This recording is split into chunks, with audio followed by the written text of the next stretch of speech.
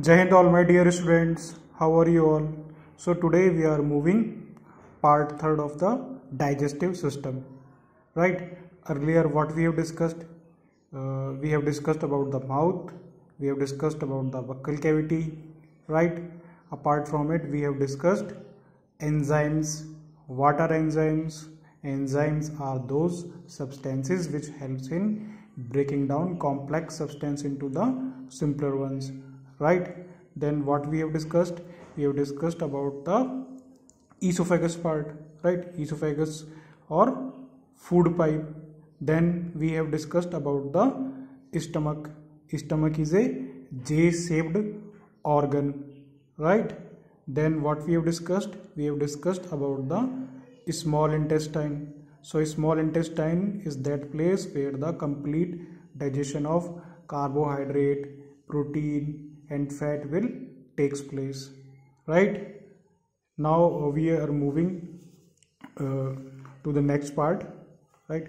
So bile and pancreatic juice goes to the duodenum. Duodenum is the part of the stomach, right? Through a hepatopancreatic duct, right? So the bile and the pancreatic juice, they will go to the duodenum part, right? And through a hepatopancreatic duct. Hepatopancreatic duct means that hepatic sales, जो hepatic sales होंगी कहाँ होंगी, वो liver के अंदर present होंगी, ठीक है ना. सो लीवर पैंक्रेटिक डक्ट इनका एक जो पाथ होगा जहाँ से वो रिलीज करेगा वो. Bile breaks down fats into smaller particles, right. So the bile earlier we have discussed, it helps in the breakdown of the fat into smaller particles.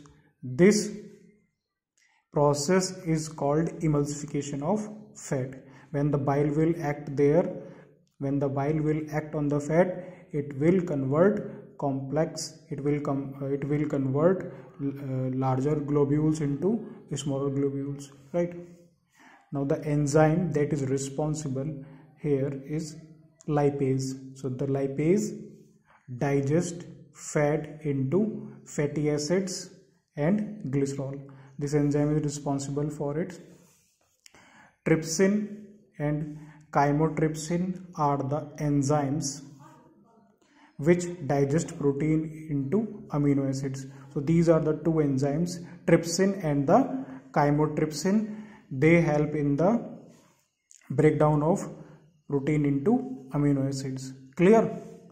Now again, complex carbohydrates are digested into glucose. So the complex carbohydrate, they will convert into the glucose one. Clear?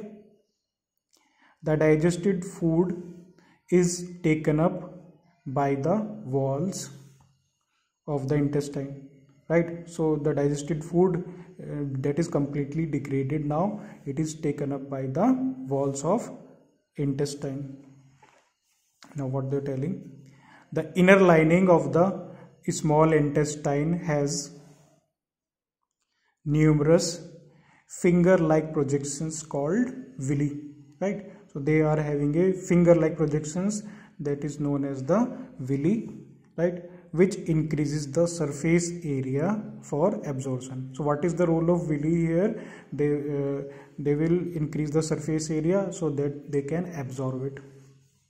Now what they are telling, the villi are richly supplied with blood vessels, right. So blood vessels are there which take up absorbed food to each and every cells of the body, right. So the food is completely broke down and they are taken up by the cells of our body, right, with the help of this villi, where it is utilized for obtaining energy, building up new tissues and the repair of the old tissues, right. So the old tissues will be repaired there, right. So the old tissues will be repaired there, and it helps also in the building up of the new tissues. Clear?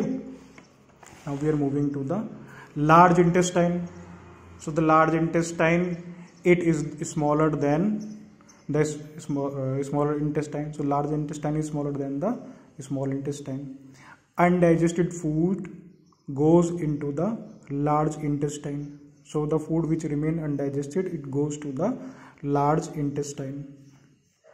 Some water and salts are absorbed by the walls of the large intestine. Some amount of the water, right? Some water and salts are absorbed by the walls of the large intestine. It absorbs excess of water. So excess of water will absorb there in the large intestine.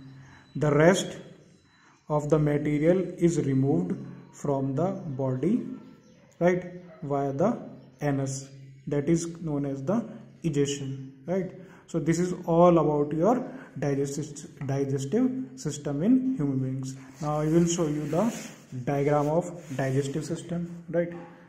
So the diagram they are showing here, this is the complete human alimentary canal, right? So the human alimentary canal is there.